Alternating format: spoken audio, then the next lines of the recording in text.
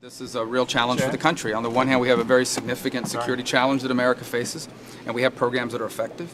On the other hand, people have civil liberties they expect to be respected, and they're concerned about what they're reading in the press. The only thing I would add is that I'm not sure that everything that's being reported is fully accurate or paint a complete picture of how these programs work or the safeguards that are built into them. And that'll have to be a decision that's made in terms of what portions of it they declassify so that people understand some of the safeguards that are in place. Again, just to understand why things are classified, largely it's so that your enemies or your opponents don't understand your methods.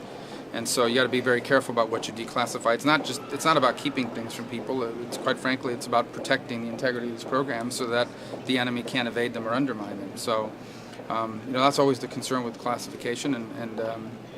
But I think equally troubling, I think, are some of the leaks, not just on this program, but we've been seeing now for the last couple of years.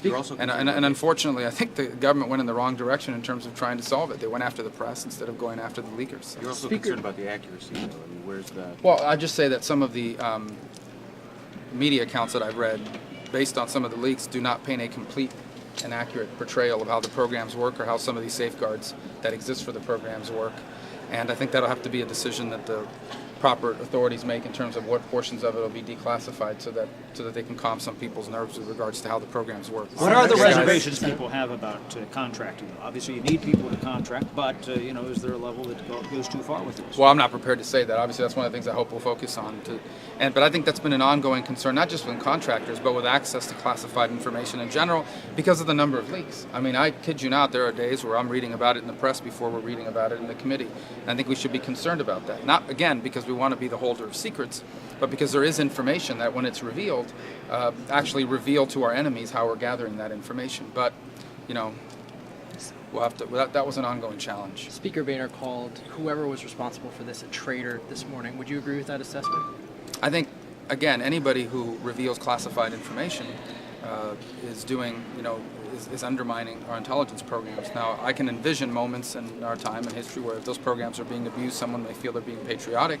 I'm not going to comment on this particular instance because it's under investigation. We need to learn more about it. But I would just say there's a reason why things are classified, and for the most part, they're good reasons.